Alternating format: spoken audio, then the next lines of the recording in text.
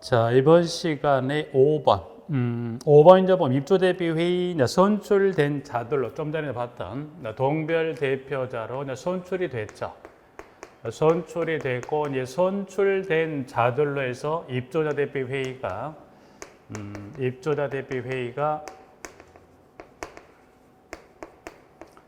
구성이 됐죠. 이제 선출된 자들로 입주 대표를 구성을 했습니다.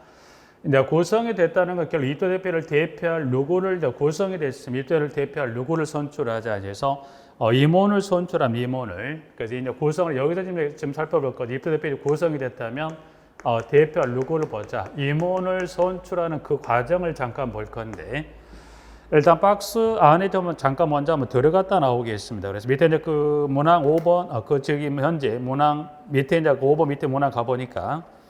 영에 관한 12조 관한 동그라미 1번에 가보니까 입주대표 회의는 다음에 임원을 둬야 한다 그래서 이제 회장 1명, 감사 2명 이상, 이사 1명 이상 임원을 선출된 동별 대표자 중에서 임원으로 선출하는 겁니다. 부분들은. 자, 임원서 지금 이제 이 시간에 볼고 임원 선출에 관한 규정을 이제 잠깐 이제 볼 건데, 자, 임원은 지금 봤던 대로 회장, 감사, 이사를 선출합니다. 이제 그 중에 자, 회장에 관한 건 잠깐 볼고 회장. 자, 그럼 박스를 벗어나와서 다시 아까 봤던 문항 5번으로 다시 한번 올라가 보시면 문항에 입주자 대비 회의에는 대통령령으로 정하는 바에 따라 회장, 감사 및 이사를 임원으로 둔다. 사용자인 동별 대표자는 회장이 될 수 있다 없다? 될 수가 없다 그랬어요. 근데 여기 이제 보면 회장, 지금 다 보신 대로 이 회장은 누구는 안 됩니까?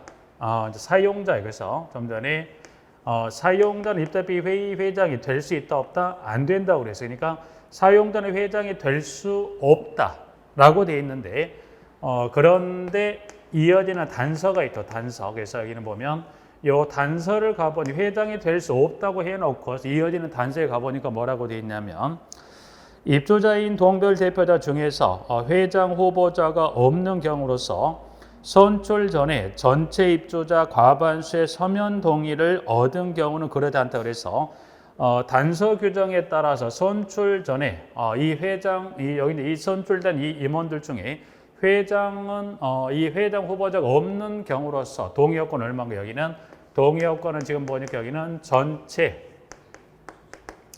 입주자 과반수 서면 동의라면 이때는 뭐합니까? 누구도 가능하다. 사용자도 가능합니다. 그래서 사용자는 지금 좀 전에 동별 대표자 그 후보 자격도 어떤 제한적인 조건이었었나요? 입주자인 후보자가 없는 선거구라고 했듯이 마찬가지 사용자도 원칙은 회장이 안 되지만 단서에 따라서 이 회장 후보자가 없는 경우라면 동의나 전체 입주자 및 입주자 등인가요? 입주자. 여기는 등이 나와서는 안 됩니다. 그래서 입주자 과반수 서면 후에 있다면 예외적으로 사용자도 누가 될 수 있다? 회장이 선출로 될 수 있다는 것에 대해서 하나 확인하고요. 자, 이제 임원 여기서 지금 임원 선출에 관한 규정은 뭘 보고자 하냐면 이제 박스에 다시 좀 전에 나왔었지만 여기서 임원은 회장, 감사, 이사를 선출하는데 이때 임원 선출은 여기 입주자 등의 직접 선거를 통해 선출하는 걸 말합니다. 그래서 자, 그럼 임원을 선출한 선출은 회장, 감사, 이사를 선출하는데 이제 규정은 어떻게 좀 정해놨냐면 그 공동주택의 세대 수가 500세대를 기준으로 해서 세대 수가 500세대 이상인 공동주택, 500세대 미만의 공동주택에 따라서 뭐가 달라집니까? 임원 선출 규정은 달라져요. 그래서 박스에 있는 크게만 잠깐 정리하셔서 자, 박스 쪽으로 다시 밑에 내려가서 동그라미 2번에 가봤더니 임원은 동별 대표자 중에서 다음 구본에 따른 방법으로 선출한다 그래서 2항의 1호에 가보니까 500세 이상의 공동대 경우를 설명하고 있고 2호에 가봤더니 쭉 내려가 봤더니 밑에 2에서 500세 미만의 공동대 경우를 한다 그래서 임원의 선출 규정은 뭐에 따라 달라집니까? 세대수가 2 이상 미만에 따른 뭐가 임원 선출이 달라진다는 건데 여기서는 세부적인 규정은 지금 보지 않습니다. 하나만 뭐를 하나 확인할 거냐면 임원은 지금 회장, 감사, 이사, 임원을 선출하는데 선출 규정 뭐에 따라서 세대수에 따라 임원 선출 규정이 같다 다르다. 이상 미만에 선출하는 입주자 등이 직접 선출이라고 그랬고, 그런데 여기 이 중에서 2, 3, 2, 4.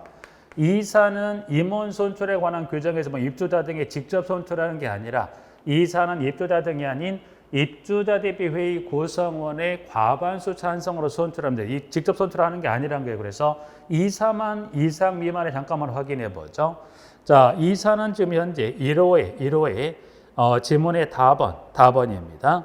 2, 4 선출 방법에서 입주자 대비 회의 구성원 과반수의 찬성으로 선출합니다. 이 경우 후보자별 득표수가 같은 경우 추첨으로 선출한다. 그래서 500세 이상의 공도 이사는 입주대표회의 구성원이 얼마 과반수 찬성으로 선출한다는 것.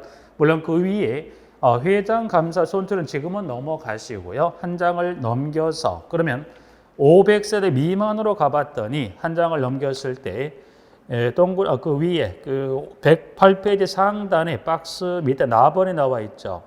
입주자 이사는 입주대표회의 구성원의 과반수 찬성으로 선출. 이 경우 득표수가 같은 경우 추첨으로 선출한다고 되죠. 그래서 이사는 지금 입주자 등의 이 선출 규정에 입주자 직접 선출이 누구는 제외되면 이사는 입주자 등의 직접 선출 규정에서 제외가 돼 세대세 관계 제외가 돼서 입주대표의 구성원이 얼마 과반수 찬성으로 선출합니다만 정리하시면 됩니다. 그래서 임원 선출은 여기까지만 크게만 지금 정리하시게 부분들은 자 거기까지 정리하고. 임기만 하나 봐, 임기. 이제 선출, 이와 같이 선출된 이 동별대표 임기입니다, 임기. 자, 이제 선출에 구성이 됐던 이 구성원의 동별대표 임기에 관한 걸 잠깐 보니까 박스 바로 밑에 나와 있습니다. 그래서 0에 따라 13조의 동별대표 임기 등이다. 그래서 동그라미 1번. 동별대표의 임기는 몇 년으로 합니까? 2년. 그래서 동별대표 임기는 몇 년인가? 임기는 2년이면 2년에서 임기는 2년으로 합니다. 네.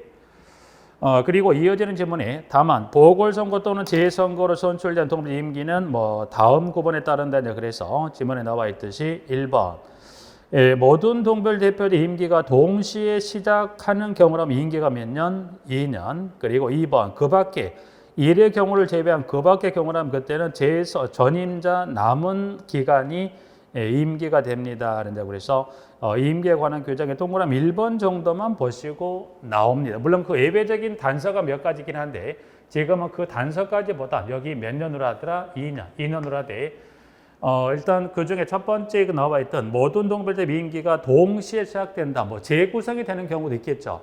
임기가 만료가 되고 다시 입대부에 재구성에 대해서 모두가 동일선상에 출발해 임기는 몇 년입니까? 2년 정도. 이렇게만 정리해서 입주대표회의 일단 그 임기는 빠져나와서 우측 109페이지입니다. 자, 109페이지 가시면 이때 이제 구성이 됐고 임원 선출을 마쳤고 등등의 절차를 거쳤다면 또 하나 입주대표회의는 좀 전에 말씀 무슨 기구라고 그랬어요? 자치의결기구라고 하는 것은 우측에 보면 109페이지 박스에 들어가 봤더니 문항 2번 입주대표회의 의결사. 그래서 입주대표회의 하는 역할 중 일정의 의결사항을 지금 법에 정하고 있는데 의결사항은 밑에 동그라미 2번 1번부터 해서 지금 18번까지 몇 가지에 대해서 18가지. 그래서 여기는 의결사항 현재 교재 문항 번호 봐서 1번부터 몇 번까지 18번까지 18가지를 뭐 입주대표회의에서 의결을 해줘야 그 집행기구가 그 의결사항을 집행을 하겠죠. 그래서 의결사항은 다수란 것만 보시게 그 의결사항은 18가지 있다는 것 정도만 많다 정도 마무리하고 지금 하나 확인할 거 이 18가지 사항이 의결로서 효력을 가지려면 구성원에 얼마가 손을 들어도 이게 의결 효력을 가질까? 위에 문항 1번으로 잠깐 올라가 보시면 동그라미 1번 입주대표회의는 입주대표회의 구성원의 과반수의 찬성으로 의결한다. 그래서 구성원이 의결로 효력을 가지면 구성원이 얼마가 찬성한다. 그래서 구성원의 과반수 찬성에서 구성원의 과반수가 찬성을 하게 되면 이게 이와 같은 18가지 중 어느 하나에 해당하는 사항 의결로 뭐 하더라? 효력을 갖습니다라고 해서 문항을 정리해 놓으시면 되겠네요. 그래서 18가지 사항이 있다. 그와 같은 사항 구성원 얼마가 손들어줘야 돼요? 과반수 찬성이면 의결 효력을 갖습니다. 2번 의결사항 3, 4번은 그냥 나오고요. 4번 정도만 잠깐 볼까요? 4번에 가면 지금 4번 현재 교재문항상 번호 4번에 가면 회의 소집인데 회의 소집 여기만 좀 간단히 보죠. 자, 여러분이 이제 그 답을 처음에 여쭤보면 입도 대비 회의는 몇 일 전에 소집한다고 보면 다양한 답들이 많이 나와요. 몇 일 전에 회의 소집한 일자는 나올 수가 없어요. 왜냐하면 회의 소집을 몇 일 전까지 알려주냐는 이야기는 나올 수가 없는 이유는 왜 그랬냐면 회의 소집은 뭘로 정하게 됐냐면 관리 규약으로 정하게 되기 때문에 알 수가 없죠. 그래서 질문에 잠깐만 확인해 보죠. 그 4번에 입도대표 회의는 관리 규약으로 정하는 바에 따라 회장이 그 명의로 소집한다. 그러니까 회의 소집은 알 수가 없다. 알 수 없다는 건 뭘로 정해놨기 때문에 관리 규약. 알 수 없다는 이야기는 공동주택별로는 알 수 있겠지만 뭐 단지별로 대한민국의 공동주택이 물론 같은 단지도 있겠지만 다를 수 있기 때문에 알 수 없다. 뭘로 정해서 자치규약 관리규약을 정했다 알 수 없지만 그런데 예외적인 단서에 따른 경우라면 그때는 법에 그 기한을 정해놨기 때문에 그 단서라는 거 밑에 보시면 단서는 3가지 단서에 따라 회의 소집을 요구했다면 그와 같은 단서 중에 하나에 해당한다면 그때는 일자가 며칠에 나와도 14일이란 나와도 문제가 되지 않더라 정도에서 밑에 있나 보니까 그 지문에 동그라미 4번에 1, 2, 3에 따른 3가지 경우에 따라 청구 또는 요청하는 경우는 그때는 회장은 그때 며칠 이내 두 번째 줄에 14일에 회의를 소집하고 회장이 소집하지 않으면 누가 규약을 하자면 이사가 회의를 소집하고 직무를 대행한다고 나와 있는데 일단 기본적으로 뭐 그 세부적인 3가지 단서 요건을 정리하시기보단 일단 회의 소집은 뭘로 정합니까? 원칙은 규약으로 그 내외적으로 방금 봤던 셋 중에 하나 이건 여기 이 3가지 중에 하나라는 건 여기는 어떻게 돼요? 대한민국 소재 공동체 모두가 다 이건 해당이 되는 요건이니 이 단서를 주게 되면 그때는 회의 소집은 해당 일때 며칠 이내에 소집하더라. 14일 이내에 소집한다. 그렇다 정도만. 그래서 이렇게만 좀 정리하고 나옵니다. 그래서 물론 회의록도 있겠습니다. 그거는 차후에 정리하도록 하고 여기까지 이제 정리해서 뭘 마무리하자. 입조자 대표 회의까지 여기 좀 마무리하게 여기까지 회의 소집까지 입조자 대표 회의에 관한 것을 전체 먼저 전부를 정리하지 않았지만 여러분 최소 입문 과정에 처음 관련한 거지 해서 이 정도만 확인하면 이제 하나씩 결국 여러분 어떻게 돼요? 이게 입조협회 전체 정리할 내용을 한다면 지금 이거를 전체 정리할 수 있는 부분이 아니고 입문 과정이 이 정도, 그다음 기본 과정이 이 정도, 그다음 나머지 심화 과정이 전체를 아우르는 정도로 정리하시면 되는 거기 때문에 뭐 지금보다 전체를 정리할 수가 있기 때문에 그중 일부 정리했다 생각하시면 되고 이제 하나씩 양을 넓혀가면 되는 거기 때문에 서술에 너무 욕심내지 않죠. 너무 욕심내면 이게 지쳐가고 또 공부가 힘들어지니까 조금씩 하나를 쌓아간다는 뭐 느낌으로 공부하시면 될 것 같기도 합니다. 한 장을 넘겨서 5번의 관리규약입니다. 관리규약 좀 잠깐 볼까요? 자, 관리규약도 보니 지문이 지금 5번의 관리규약에서 지금 딱 나와 있는데 여기는 이렇게 한번 먼저 정리 한번 해보죠. 관리규약. 자, 여러분의 관리규약이라는 오늘도 벌써 몇 번 말씀을 드렸는데 이건 자치규약이에요. 자치규약입니다. 자치규약. 자치규약인 거는 맞지만 뭐라고 말씀드렸냐면 이 관리에 관한 법령에 위반되는 관리규약은 그거는 뭐예요? 무효로 하고 그 법령에 따른 내용을 따라야 한다고 말씀드렸던 부분입니다. 관리규약은 용어상에 한번 정리했었고 여기 현재 교재 5번의 관리규약에 가보니까 지문에 자 특별시장, 광역시장, 특별자치시장, 도지사 또는 특별자치도지사는 여기는 보니까 지금 지문이 특별시장에서부터 특별자치도지사하고도 지문이 깁니다. 좀 전에 전 시간에 시장, 군수, 구청장이 특별자치시장, 특별자치도지사라고 좀 길게 나왔듯이 여기도 마찬가지 특별시장에서 특별자치도지사는 좀 길게 진춤을 줄이면 이거를 뭘로 표현할 수 있대? 그거를 시도지사. 그러니까 시도지사나 시장구청은 현재 짧게 주기도 하면 현재 좀 전에 봤던 시장구청 좀 길게 주는 지문이라 지금 보고 계시는 좀 길게 주는 지문하고 같다는 것만 확인하시자고 그랬어요. 의미는 같은 의미이기 때문에 그러면 뭐 그렇게 길게도 표현하면 이걸 줄여서 뭐라 시도지사라고도 줄여 합니다. 그래서 또 줄여서 한번 해보죠. 시도지사는 공동 입도자 등을 보호하고 주거생활의 질서를 유지하기 위하여 대통령령으로 정하는 바에 따라 공동택의 관리 또는 사용에 관하여 준거란 건 기준이에요. 기존 이들은 뭘 정합니까? 관리규약의 준칙을 정해야 한다. 예, 그러면 관리규약도 있지만 뭐가 있습니까? 관리규약 준칙이야. 준칙. 자, 그러면 관리규약 준칙을 제정하는 주체. 자, 준칙은 누가 정하냐고 물어보게 되면 이제 제정하는 주체가 누가 나옵니까? 시도지사가 나옵니다. 준칙은. 그래서 이제 관리규약 하나 살펴보고 관리규약 준칙을 살폈습니다. 그러면 준칙은 시도지사가 관리규약 준칙을 정합니다. 정하는데 그럼 시도지사가 준칙을 정할 때는 법에서 어떤 사항을 포함하냐. 그래서 시도지사가 준칙을 정할 때 법에서 이와 같은 사항을 포함을 해서 뭐 하세요? 준칙을 정하라. 그래서 현재 박스에 들어가 보면 박스에 0의 이제 규정에 가보니까 관리규약의 준칙에는 다음의 사항이 포함되어야 한다. 이 경우 입조자 등이 아닌 자의 기본적인 권리를 침해하는 사항이 포함돼서는 된다, 안 된다? 안 된다. 포함 사항은 몇 가지겠다 보니까 1번부터 몇 번까지 30번까지 몇 개가 있대요? 30개에 해당되는 사항을 포함해서 준칙을 정합니다.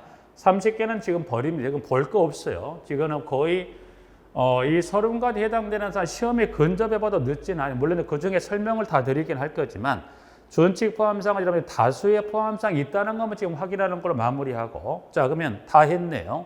다 했는데 일단 준칙은 관리규약은 여러분 이걸 한번 보죠. 여기는 따로 교재에 명시하지 않았지만 일단 여기 관리규약 관련한 부분 여러분이 뭘 하나 보실 필요가 있냐면 관리규약 관련 절차 3가지 있어요. 3가지가. 절차 3가지를 보는 건 여러분이 이 3가지 관련 각각의 절차에 대해 뭘 하는, 여기는 따로 교재로 나와 있지만 그 컨트롤 내용만 정리할 건데 절차는 관리규약 절차 제안을 합니다. 그리고 이와 같은 동의 절차를 거쳐서 관리규약이 제정이 되고 개정이 된다는 거예요. 부분들이. 자, 이제 그러면 절차에 관한 3가지란 거 뭘 말하냐면 가장 첫 번째 관리규약이 제정이 됩니다. 제정이란 한 번은 만들어야 돼. 그래서 만드는 제정의 절차가 여러분이 2가지를 봐요. 2가지입니다. 2가지라는 건 여러분이 보시면 일단 관리규약의 절차 3가지 중에 제정에서 2가지인데 일단 관리규약 제정 한 번 만들어야 됩니다. 만든다는 걸 보시면 따로 이제 한번 크게만 정리하는 건데 공동주택 분양 후 최초입니다. 최초.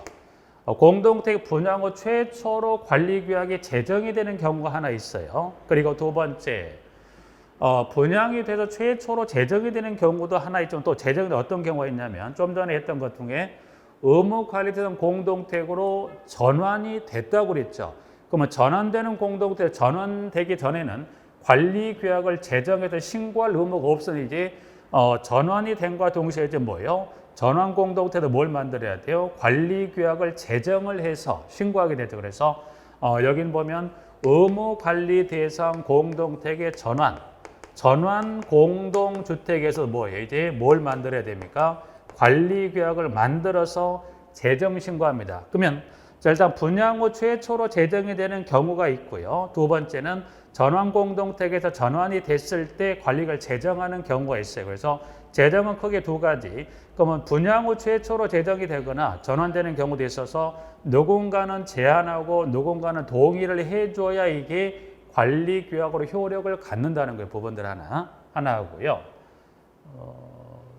나와 있지는 않는데 그러면 한번 확인할 필요가 있지 않을까. 여기는 제안하고 동의를 그러면 이렇게 한번 정리 한번 해볼까요? 자, 분양 후 최초 관리규약은 누가 좀 여기 제안하냐고. 제안은 여기는 사업주체입니다. 제안은 사업주체란 사람이 분양 후 최초는 제안은 사업주체가 제안을 했다면 누가 동의함으로써 분양 후 최초로 만들어집니까? 그래서 이제 사업주체가 제안했던 내용을 입주예정자.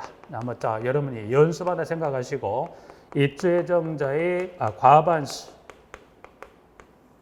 서면 동의로서 관리규약이 최초로 분양 후 최초로 제정이 되는 겁니다.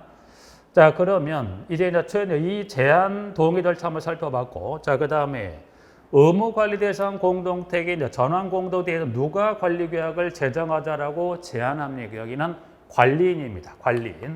관리인이 이제 관리규약을 제정하자라고 제안한다면 그걸 제안한 내용을 본 누가 전체 입주자 등의 과반수 찬성이었어요. 보면 지문은 자 그러면 그 공동택의 전체 입주자 등의 과반수 찬성을 통해서 관리규약이 이제 전환공동택에서 만들어집니다. 그래서 하나 재정에 관한 부분에서 일단 분양 후 최초 전환공동 이와 같은 제한 동의 절차를 거쳐서 관리규약이 제정이 됩니다. 자 그러면 절차상의 세 가지 중에 두 가지를 설명드려서 어디에서 제정하는 절차에서 최초로 제정이 되는 경우하고 전환공동 설명을 드렸었고 자 그러면 제정이 된 관리규약이 뭐하더라? 개정이 되죠. 개정이 됩니다. 개정이란 건 이 만들어지는 관리규약이 뭐더라? 바뀌는 걸 뭐라고 그래요? 개정이라고 해요. 개정. 하나 예를 그러면 관리규약이 개정이 되는 것은 하나의 공동주택이 있답니다. 자 공동택이 있어요. 관리규약이 개정이 되는 것은 예를 들어서 이 서울 아파트의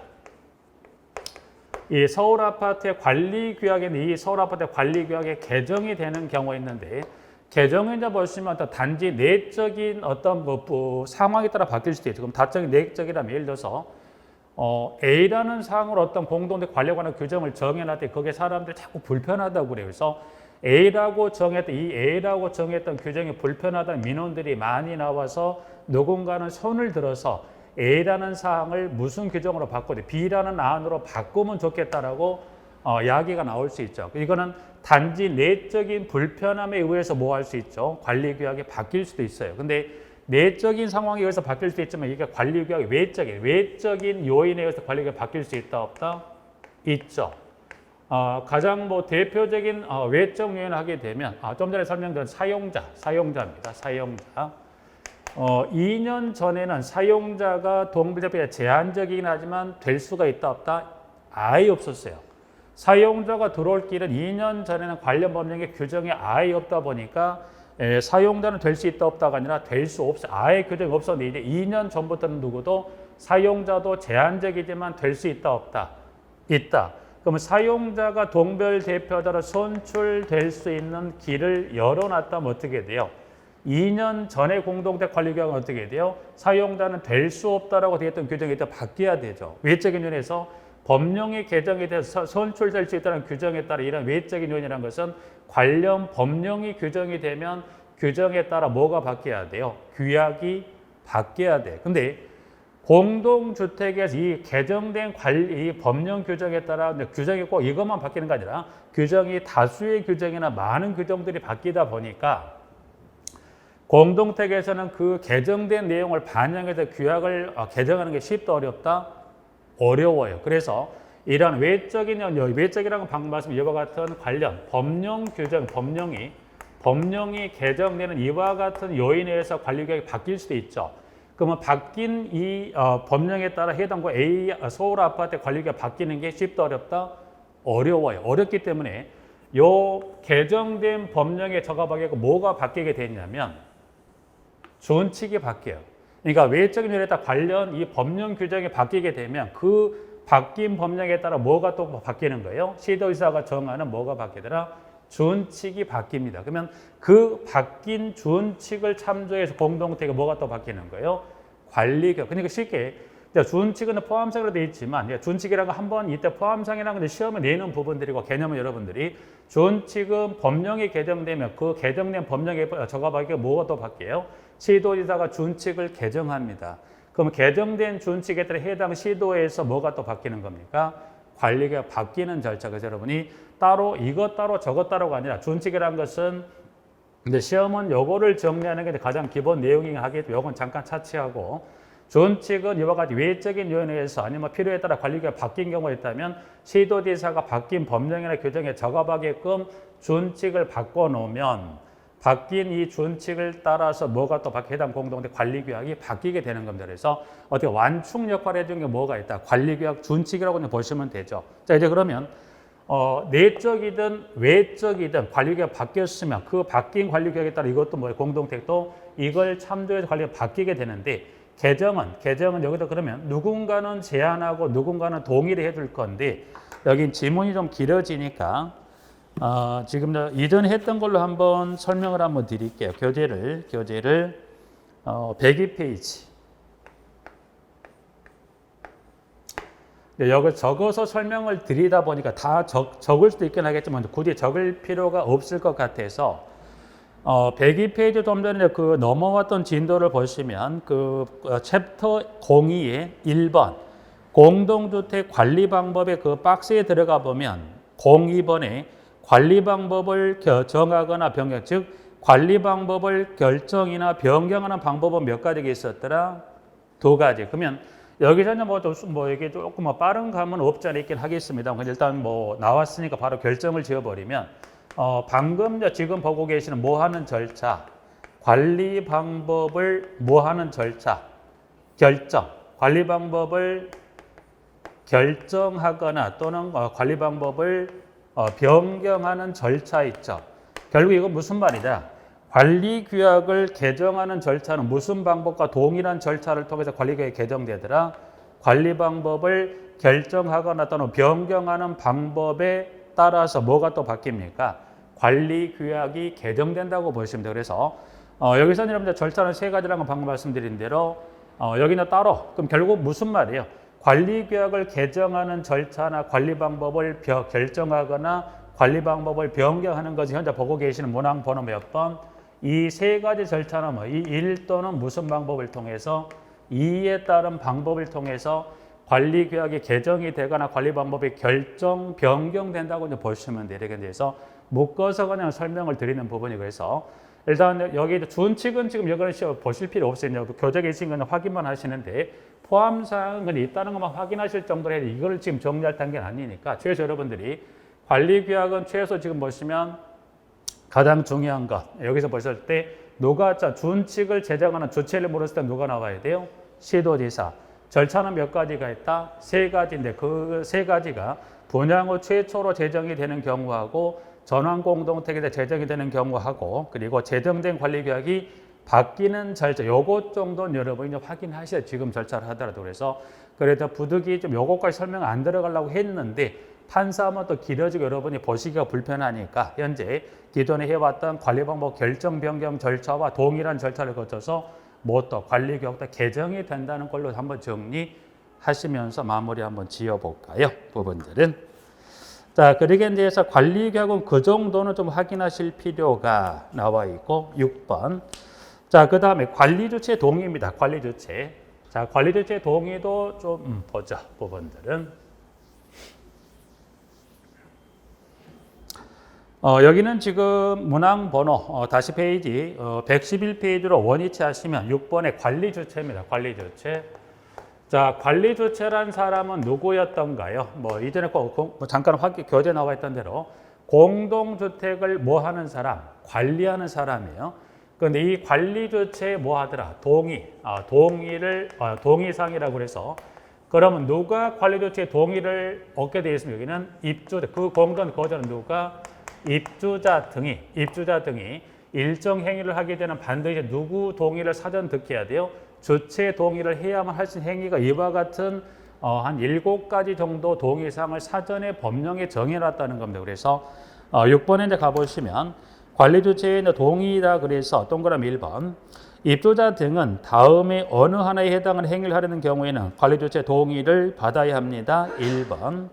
자, 그래서 이제 박스에 들어가 봤더니 기억번부터 해서 쭉 해서 시효번까지 한 지금 7가지 정도 되는 동의사항을 정해놓은 게 있더라. 그래서 기억. 자, 법에 따른 경면 행위. 밑에 그 법에 따른 경면 행위 밑에는 박스 있죠. 박스에 음영에 주어진 A번의 창틀 문틀의 교체부터 그 행위를 말하는 건데 그 음영을 주어진 A부터 기술된 사항에 따른 경면 행위로서 주택 내부 구조물과 설비를 교체하는 행위입니다. 하나 예를 들어서 그 중에 창틀 문틀의 교체 있죠. 그러면 창틀 문틀을 교체하게 될 주체 동의를 얻습니까? 현실은 그렇지 않죠. 세대에서 예를 들어서 난방비 부담 때문에 우리 집에 샤시를 교체하겠다. 관리주체에다 가서 우리 동의해 주세요 하는 경우는 아마 없을 거예요. 근데 법상 그렇다는 것뿐일 뿐해서 그와 같은 A번을 포함한 다수의 사항에 따른 경미한 행위로서 주택 내부 구조물과 설비를 교체하는 행위는 사전 동의 어디야 됩니까? 일단 동의사항이라는 걸 확인하실 필요가 있어요. 실무상은 전혀 관계없어요. 근데 시험을 주면 여러분 입장은 이 기억번에 그와 같은 A번부터 1년, 이하 1년의 사항에 대해서는 누구 동의를 얻어야 돼요? 주체 동의를 얻게 돼 있다는 거 하나 봐주시고, 자, 한 장을 넘겨서 기억번은 그와 같은 다수행위라고 나와 있고, 니은은 소방 관련 법령에 위배되지 아니한 범위에서 공용부분의 물건을 적재하여 통행피나 및 소방을 방해하는 행위죠. 소방법 위반이 되면 안 돼요. 예를 들어서 가장 보편적인 경우가 뭐가 있을까 생각해 보면 공동택 공용 부분의 그 계단에 적치물을 쌓는 건 돼야 안 돼요? 안 되죠. 그래서 그러한 소방법 위배되지 않는 경우라면 주체 동의를 사전에 득할 수 있는 거고, 그 다음에 디귿 광고물, 표지물 또는 표지를 부착하는 행위도, 그리고 리을 가축을 사용합니다. 여기에 가축은 뭐는 뺀다고 그랬냐면 장애인 보호조개는 제외예요. 여러분이 여기서 말한 장애인 보호조개는 뭘 생각하시면 되죠? 시각장애인 안내견이 있죠.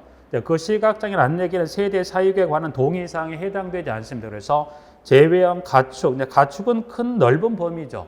애완견이 될 수도 있고 뱀이 될 정도 파충류를 포함한 모든 것을 다 큰 범위에 해놨기 때문에 가축 사육하거나 방송시설 사용 행위도, 그 다음 미음 발코니 난간 또는 외벽에 돌출물을 설치하는 행위입니다. 현재 동의사항 중에 여기 현재 미음번입니다. 미음번은 공동택의 발코니 난간 또는 외벽에 뭘 설치하더라? 여기 외벽에 뭘 설치하더라? 돌출물이요. 돌출물 설치 행위. 돌출물 설치하는 것은 뭐 하세요? 입주자 등이 사전 주체 동의를 얻습니다. 그러면 여기서 말한 돌출물의 설치에 가장 대표적인 건 뭐가 있을까요? 에어컨 실외기죠. 에어컨 실외기를 뭐 하더라? 설치하는데 에어컨 실외기 설치하는 거죠. 그러면 여기서 돌출물 설치 가장 대표적인 에어컨 실외기 설치를 하는데 이때 에어컨 실외기 설치할 공간이 해당 공동대 있다 없다? 없는 경우에요. 여기 설치하는 이 설치 공간이 있다 없다. 그래서 여기는 설치 공간이 없는 공동주택이라고 한다면, 없다면 그때는 입주자 등이 사전에 관리주체 동의를 얻고서, 쉽게 여러분 이걸 뭘 생각하시면 돼요. 아파트 발코니 바깥쪽에 샤시를 설치해서 그 실외기가 밖으로 나와 있는 경우 있죠. 그 경우를 생각하시면 되죠. 그래서 에어컨 실외기 설치 공간이 없는 공동택이라면 입주자 등이 본인의 자부담으로 해서 샤시를 밖에 쪽에 설치하고 에어컨 실외기 밖으로 빼는 경우, 그 경우도 대표적인 경우죠. 그래서 미음번하고, 자, 그다음에 그 비읍. 전기실, 기계실, 정화조실 등에 출입하는 행위죠. 이것도 위험하다, 안 위험하다? 위험하죠. 예를 들어 공동택에 뭐가 있다. 그 중에 전기실이 있어요. 전기실이 있다는 것은 공동택에 전기실이 있다는 건 공동 인입되는 전압이 몇 볼트가 들어옵니까? 거의 대다수가 거의 얼마가 들어와요? 22,900볼트가 들어와서 이게 전기실로 들어가서 뭘 거칩니까? 변압기를 거쳐서 22,900이 일단 들어와서 변압기를 거쳐 이게 얼마로 바뀐 거예요? 이게 전압이 얼마? 220하고 얼마? 380으로 전압이 낮춰지죠. 그러다 보니 전기실이라고 하면 변압기를 포함한 기타 시설들이 많이 들어있다 보니까 이러한 전기실에 출입하는 것도 위험할 수 있다 보니 사전에 뭐 하세요? 동의. 들어가지는 못해요. 왜냐하면 이 시건장치 열쇠가 이중장 되게 쉽게 들어갈 수는 없는데 혹시나 실수나 아니면 잠깐 들어갔다 열쇠가 열리는 거라도 들어가면 돼요, 안 돼요? 매우 위험하니까 전기실, 기계실, 정화조실 출입하는 것도 사전 동의를 얻습니다라고 되어 있고요. 그 다음에 시옷은 전기자동차 이동형 충전기를 이용하기 위해서 뭘 설치합니까? 차량 무선인식 장치를 콘센트 주위에 부착하는 행위라고 그랬습니다. 시옷번도 사전 동의사항이라고 그랬어요. 요거는 여러분이 뭘 생각하시면 되냐면 자, 전기자동차, 여기를 보면 지금 전기자동차입니다. 전기자동차는 어떻게 운행이 됩니까? 전기가 있어야 돼요. 그러면 전기를 충전하려면 어떻게 됩니까? 여기 전기적 무슨 충전기? 이동형, 이동형 충전기를 사용하기 위해서 뭘 설치한다고 그랬어요? 차량 무선 인식 장치 어디에 부착한다? 이거를 콘센트 주위에 부착하고자 할 때도 뭐 하세요? 관리조차에 동일하게 되어 있는 이것만 잠깐 설명드리면 뭐죠? 요즘과도 예전보다는 이제 전기자동차 보급이 많이 확대가 되고 뭐 이런 차량 충전소도 많이 생겼고요. 뭐 예를 들어서 공동대 지하 주차장에 차가 들어와서 공동대 거주하는 사람이 예를 들어서 전기자동차를 탑니다. 그리고 차를 가지고 주차장에 주차를 했고 지하 주차장에 기둥이 있죠. 기둥이 있어요. 그러면 여기서 이게 이제 지하 주차장이나 보시고 이게 지하 주차장 이제 슬럼프 지하는 기둥이라 봤을 때 기둥에 뭐가 있다? 콘센트가 있어요. 그러면 전기자동차를 타고 다니는 사람이 이제 차량에 내에 있는 뭐를 빼요? 이동형 충전기를 빼서 여기다가 콘센트 꽂고 이 콘센트 하나 꽂고 콘센트를 어디다 연결하면 이제 여기 꽂게 되면 어때요? 전기가 이쪽으로 가면서 차량에 충전이 되겠죠. 이렇게 써버리면 어떻게 이 소요되는 전기료는 누가 부담해요? 공용 전기료로 분류가 되고서 모두가 다 부담이 돼. 그러면 누가요? 전기자동차를 쓰지 않은 사람은 나는 쓰지 않아도 이 소요되는 전기를 부담할 필요가 없죠. 그래서 그러다 보니까 여기서 말한 차량 모든 이장치랑 무슨 말이냐면 이걸 어디에 부착하더라?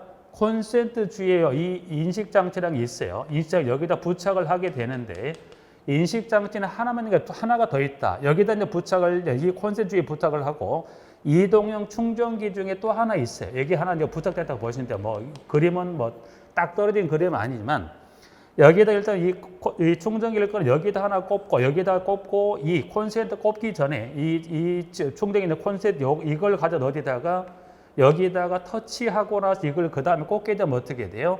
이 소요되는 전기는 누가? 차량 소유자가 부담의 시스템으로 그래 전환이 되죠. 그래서 이 차량문 인식장치를 어디에 부착하는 것도 콘센트 주위에 부착하는 것도 입주자등이 사전에 뭐 해야 돼요? 동의를 얻고 하게 돼 있어요. 그래서 부분들 이걸 하지 않고 이걸 바로 꼽아버리면 어떻게 돼? 이 사람은 도둑전기 쓰는 거죠. 그래서 그렇기 때문에 반드시 법에서는 요거를 부착할 때 사전 동의 얻고 꼽기 전에 터치해서 소유되는 전기를 이 차량 소유자가 부담하게끔 그런 행위도 사전에 뭐 하세요? 동의를 얻게 돼 있더라고 해서 15번 나와 있습니다. 부분들은 총 몇 가지를 7가지를 사전 동의 후에 하게 되어 있습니다. 라고 되어 있고 자 문항 2번입니다.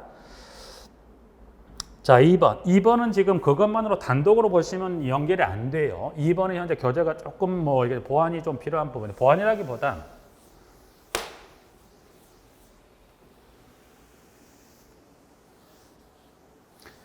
현재 이제 교재상 번호로 가실 때 문항 1번에서 지금 설명이 쭉 되어 있는 거고 현재 문항 2번입니다. 2번 한번 먼저 보고 잠깐 가볼게요. 2번은 지금 관련 규정에 따라 세단에 뭐를 냉방설비 배기장치를 설치할 수 있는 공간이 마련된 공동주택의 경우라고 그랬어요.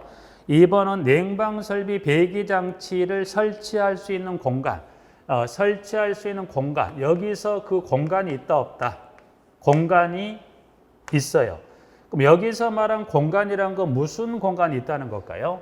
에어컨 실외기를 설치할 공간이 있다 없다? 있다란 거예요. 그럼 여기서 그 공간 설치는 여기는 누가 해주었길래 있다는 건가요? 자, 그럼 여기를 두 개를 봐요. 여기는 에어컨 실외기 설치 공간이 없고 여기는 있다고 그랬어요. 그럼 없다는 것은 여기는 여기는 애초에 건물을 지을 신축 당시부터 설치 공간이 없었던 거고 여기는 있다는 것은 애초에 건물을 지을 당시부터 설계도상에 반영해 설치 공간이 있다 없다? 있다. 그럼 여기는 결국 2007년도를 기점, 2007년 이전에는 법적 강제상이 아니다 보니까 사업 주체가 굳이 설계도상에 반영해 설치 공간을 확보할 필요가 있다? 없었던 게 2007년 이후부터는 이런 어떤 안전상 미관상의 여러 문제가 있다 보니까 법에서 이 에어컨 실외기 설치 공간을 건물을 지을 때부터 사업 주체가 설계도상에 반영해서 건물 일체형으로 지으라고 그랬어요. 그래야 사업 결정이 해주다 보니 이때는 공간이 있다 없다? 있다. 그럼 공간이 있는데 뭐 하겠다? 공간이 있는데 또 뭐 하는 것은 돌출물을 설치하는 건 된다 안 된다? 안 된다. 그러니까 결국 2번은 따로가 아니라 여기 요 미음번하고 연계 설명을 해서 없단 이 설치 공간이 없는 공동택이라고 한다면 입주자 등이 비용을 들여 설치할 수 있는데 대신 뭘 거쳐야 돼요? 동의를. 근데 2번은 이 규정에도 불구하고 에어컨 실외기 설치 공간 있는 공동택에서 또 설치하는 행위는 된다는데 이거는 안 된다는 거죠. 그 내용을 설명하고 있는 게 2번으로서 여기는 미음하고 여기 동그라미 2번은 연계선상에서 보시는 게 나았습니다. 근데 그 지문이 조금 빠지긴 했지만 추가해서 그 두 가지를 연계해서 확인하실 필요가 있겠더라라고 확인을 좀 하겠습니다. 같이. 자, 그래서 관리 주체인의 동의는 뭐 전혀 별개로 떨어져 나와 있긴 합니다만 동의 사항 중에서 7가지 그 중에 미음번은 현재 박스 밖에 밑에 나와 있는 2번하고 연계해서 보시면 좀 낫겠습니다. 같이. 자, 오늘은 이제 챕터 2장까지 좀 정리하고 마치도록 하겠습니다. 수고하셨습니다. 수고하셨습니다.